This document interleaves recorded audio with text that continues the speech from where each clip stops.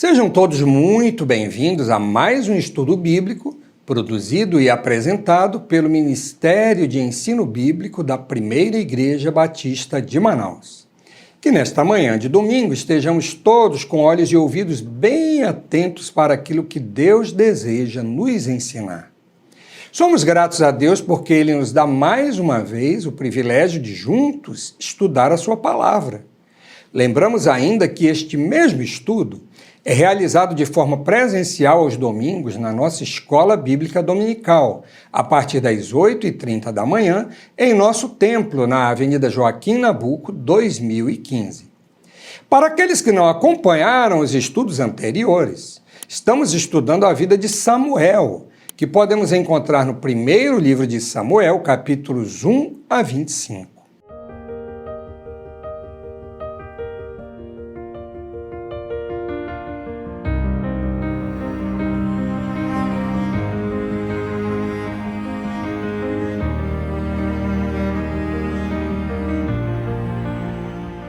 Chegamos hoje ao capítulo 7, onde vemos esse homem de Deus em ação, liderando o seu povo de volta aos caminhos do Senhor. Lembramos que Samuel exerceu em Israel as funções de sacerdote, profeta e juiz. Vamos ao texto bíblico. A leitura de hoje começa nos versos 2 a 4 do capítulo 7. Abra sua Bíblia e mantenha aberta durante o estudo. O texto diz: Desde aquele dia, a arca ficou em Quiriate-Jearim, e tantos dias se passaram que chegaram a 20 anos. E toda a casa de Israel dirigia lamentações ao Senhor. Samuel falou a toda a casa de Israel, dizendo: Se é de todo o coração que vocês estão voltando ao Senhor, então tirem do meio de vocês os deuses estranhos e os astarotes. Preparem o coração ao Senhor e sirvam somente a Ele. Ele livrará vocês das mãos dos filisteus. Então os filhos de Israel tiraram de seu meio os Baalins e os Astarotes e serviram só ao Senhor. A partir desse momento, veremos Samuel em ação no meio do povo de Deus, exortando, aconselhando, profetizando, julgando e realizando o ministério de unificação daquela nação. No primeiro versículo, vemos como a arca do Senhor voltou para Israel e foi levada até Quiriate-Jearim, uma cidade que ficava na fronteira de Israel com a terra dos filisteus. Essa era uma cidade dos gibeonitas, que era um clã dos cananitas, que havia feito um acordo de paz com os israelitas no tempo de Josué. Naquela ocasião, a cidade estava no território dos benjamitas. Os gibeonitas a chamavam de Quiriate-Baal, o que sugere que ali era um antigo centro de culto a esse deus. A arca ficou ali aos cuidados de um sacerdote chamado Eleazar. Esse era o mesmo nome de um dos filhos de Arão. Então nós supomos que Eleazar era um levita, descendente de Arão, que morava naquela cidade e por isso foi o escolhido para guardar a arca. Durante 20 anos a arca esteve em Quiriate-Jearim, mas os israelitas nada fizeram para tirá-la de lá. A razão é que Siló havia sido destruída pelos filisteus e estava em ruínas. O tabernáculo do Senhor provavelmente havia sido também destruído.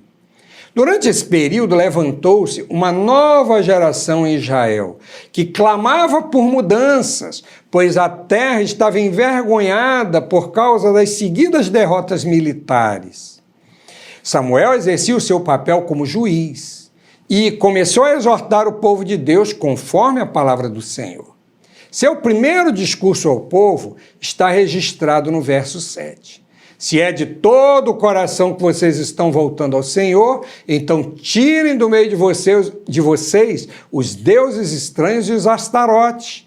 Preparem o coração ao Senhor e sirvam somente a Ele. Ele livrará vocês das mãos dos filisteus. Lembremos que desde o tempo de Josué, o povo não buscava o Senhor de todo o coração. O período dos juízes foi uma época de fragmentação na liderança do povo de Deus e de apostasia por parte da população em geral.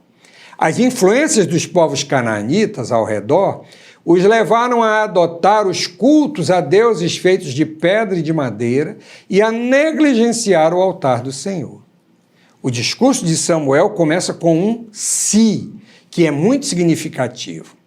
Será que dessa vez os israelitas de fato estavam buscando o Senhor de todo o coração? Ou apenas estavam se lamentando pelas desgraças que haviam acontecido em seu território nos últimos 20 anos? As lamentações referidas no final do verso 2 eram de arrependimento e contrição, ou seriam apenas por causa da pobreza e destruição que eles haviam experimentado? Nada lemos a respeito de Samuel durante esses 20 anos, mas agora ele exorta Israel a dirigir a sua lamentação ao Senhor com sinceridade para ser ouvido. Mas o retorno ao Senhor deve ser acompanhado de ações que mostram a realidade do arrependimento e do desejo de voltar ao seu caminho. Há 3 atitudes que Samuel ordenou para que o povo começasse a trilhar o caminho de volta. Primeiro, tirar do meio deles os deuses estranhos e os astarotes. Em outras palavras, livrar-se da idolatria. Astarotes era o plural da palavra hebraica Astorete, que era uma deusa reverenciada pelos cananeus. Esses cananeus de origem babilônica chamavam essa deusa de Istar. Curiosamente, era o mesmo nome da rainha Esther, cujo nome hebraico era Hadassa. Os gregos a chamavam de Astarte. Era considerada a deusa da fertilidade e do sexo. Por isso, os seus cultos eram cheios de práticas licenciosas. Por essa razão, o seu nome entre os israelitas era uma corruptela, que acrescentava ao seu nome as vogais da palavra hebraica boshet, que significa vergonha. Ainda assim, muitos israelitas foram influenciados a participarem dos seus cultos e a possuírem miniaturas de sua imagem para adoração doméstica. Samuel mencionou ainda outros deuses estranhos que o verso 4 identifica como Baalins. Baalins eram figuras do deus fenício Baal, que era amplamente adorado entre os cananeus. Esse Baal era a maior divindade masculina daquela região, conhecido como filho de Dagon e herdeiro de El. Era o deus da fertilidade da terra, o deus da natureza, e ele controlava, segundo se cria, a partir de sua morada no céu, tudo na natureza. Quando os israelitas chegaram a Canaã, esse culto era bastante popular e isso gerou um sincretismo em muitas comunidades israelitas. Mais tarde, os israelitas ainda continuaram com esse caminho sincrético, o que levou os profetas Elias e Eliseu a combaterem rigorosamente este culto. Em segundo lugar, Samuel exorta o povo a preparar o coração ao Senhor. A idolatria estava sendo um pecado constante em Israel. Muitos israelitas prestavam culto ao Senhor, juntamente com a adoração a outros deuses daquela região. Para uma reforma espiritual, era necessário um longo caminho de volta. Era preciso, primeiro, ter uma atitude compatível com os mandamentos do Senhor, em Êxodo, capítulo 20. Não tenha outros deuses diante de mim. Não faça para você imagem de escultura, nem semelhança alguma do que há em cima no céu, nem embaixo na terra, nem nas águas debaixo da terra. Não adore essas coisas, nem preste culto a elas. Não tome o nome do Senhor seu Deus em vão, porque o Senhor não terá por inocente o que tomar o seu nome em vão. Preparar o coração para o Senhor envolvia ter uma atitude mental diferente daquela que eles apresentavam até aquele momento. Era necessário uma atitude de arrependimento e tomar o caminho de volta para Yahvé de todo o coração. Embora a palavra de Deus fosse muito clara, Ela havia sido abandonada e ignorada por muito tempo. Agora era tempo de retornar e conhecer os mandamentos do Senhor para os cumprir. A terceira recomendação de Samuel era servir somente ao Senhor. Essa terceira parte da exortação de Samuel revela a necessidade da exclusividade do culto a Yahvé. Nosso Deus é zeloso pelo seu povo, mas ele exige obediência irrestrita e uma disposição para servir somente a ele. Em muitos lugares na Bíblia vemos essas declarações de exclusividade. Em Êxodo 22:20 temos: quem sacrificar aos deuses e não somente ao Senhor será destruído. O próprio Samuel, mais tarde, no capítulo 12, verso 24, exclama: tão somente, pois, temei ao Senhor e serviu de todo o coração, fielmente, pois vede quão grandes coisas ele vos fez. E em Deuteronômio 14:2 está escrito: porque vocês são povo santo ao Senhor, seu Deus, e o Senhor os escolheu de todos os povos que há sobre a face da terra para lhes serem o seu povo próprio. O resultado dessa atitude seria uma reviravolta política. Os israelitas venceriam os filisteus e acabariam com aqueles anos de opressão. Após essa primeira exortação de Samuel, o povo tomou uma decisão, como nós lemos no verso 4. Então os filhos de Israel tiraram de seu meio os Baalins e os Astarotes e serviram só ao Senhor. Depois Samuel ordenou que o povo se reunisse em assembléia solene em Mispa.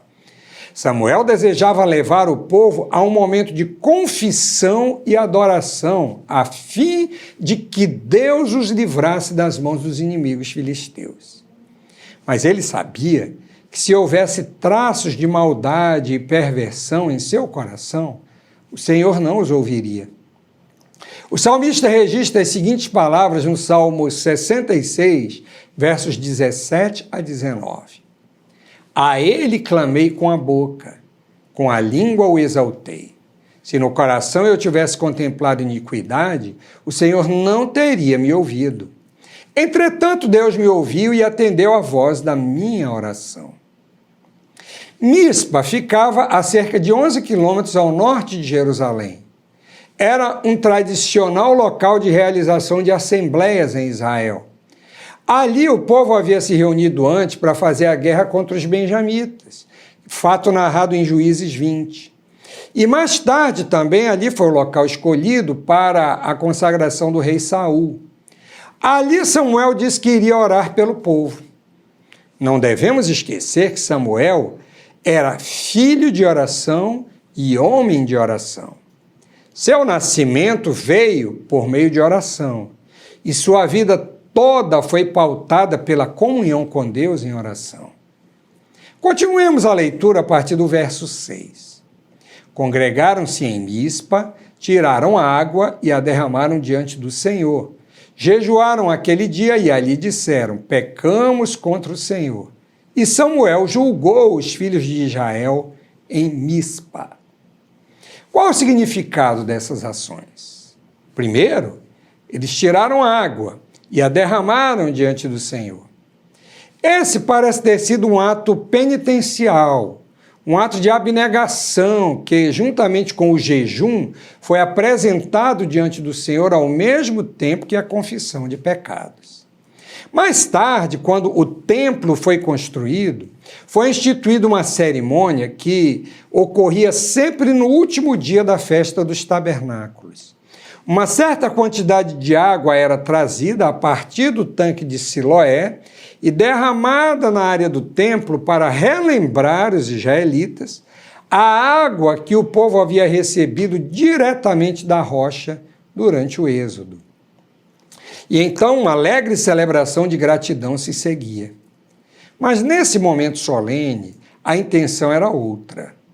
A água simbolizava o elemento purificador para os pecados que o povo estava confessando, principalmente a sua idolatria. Aquele ritual, por si só, não seria suficiente para promover o perdão dos pecados, assim como a água do batismo também não perdoa os pecados do batizando. É preciso haver arrependimento e fé para que o perdão se materialize, sendo o batismo um símbolo poderoso. O elemento principal dessa cena é a exclamação do povo e o seu reconhecimento: pecamos contra o Senhor. A oferta ao Senhor que ele mais aprecia é a oferta de nossa vida em obediência a ele.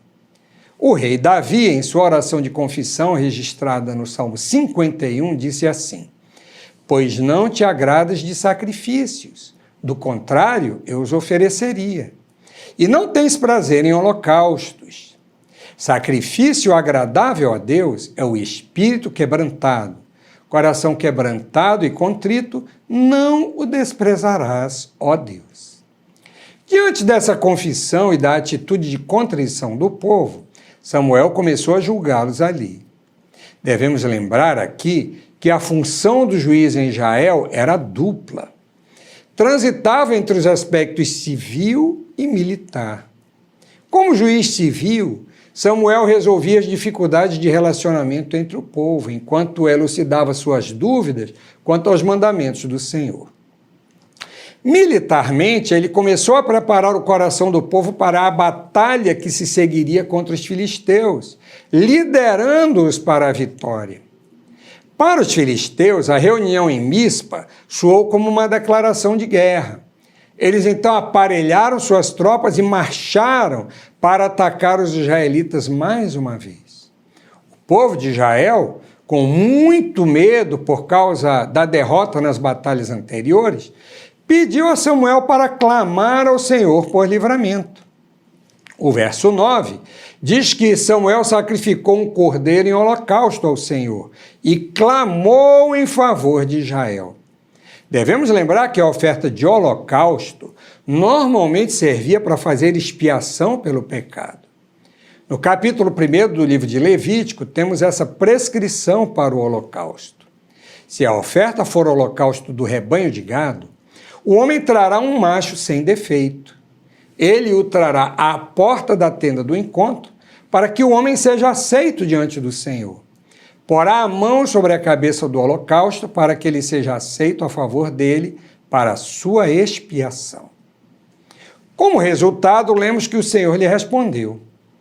Exatamente quando ele apresentava a oferta ao Senhor, no final da tarde, chegaram os filisteus. O verso 10 diz que o Senhor trovejou com grande estrondo sobre os filisteus. Eles entraram em pânico e foram derrotados pelos filhos de Israel. Há aqui uma ironia que, sem dúvida, é intencional. Baal, o deus dos filisteus, era considerado o deus da natureza e senhor da tempestade. Mas o trovão de Yahvé foi mais poderoso. Nesse momento, os homens de Israel criaram coragem e saíram perseguindo os inimigos e os derrotando até a localidade de Bet-car. Como era costume desde os tempos antigos, Samuel ergueu uma pedra para comemorar aquela vitória e relembrar aos israelitas o poder do Senhor. Àquela pedra ele deu o nome de Ebenezer, cujo significado é pedra de ajuda. Essa pedra servia para lembrar que, sem a ajuda do Senhor, eles não teriam sido capazes de derrotar o inimigo. Daquele dia em diante, os filisteus jamais dominaram sobre os israelitas outra vez. É verdade que ainda houve muitas batalhas entre os dois povos nos tempos de Saul e de Davi, e até mesmo algumas derrotas pontuais.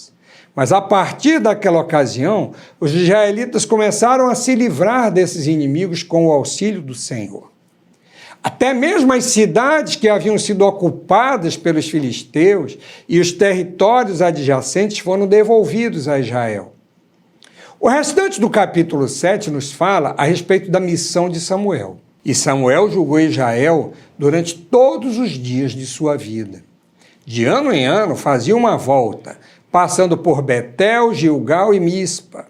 e julgava Israel em todos esses lugares. Porém, voltava a Ramá, porque a sua casa estava ali, onde julgava Israel e onde edificou um altar ao Senhor. Neste capítulo 7, Samuel é retratado de forma mais abrangente em sua função de juiz. Ao que parece, esse episódio em Mispa marcou o início do ministério público de Samuel. A partir de então, ele passou a ser respeitado como um símbolo de autoridade moral e espiritual. Quando o santuário de Siló foi destruído, ele voltou para sua casa em Ramá. Mas depois desses dias, ele iniciou um circuito ministerial que passava por Betel, Gilgal e Mispa, e terminava em Ramá. Seu objetivo era ensinar a lei, decidir os litígios do povo, aconselhar e julgar. No próximo domingo, nós vamos estudar a respeito de como iniciou a instalação da monarquia em Israel. Que o Senhor nos conceda uma semana abençoada.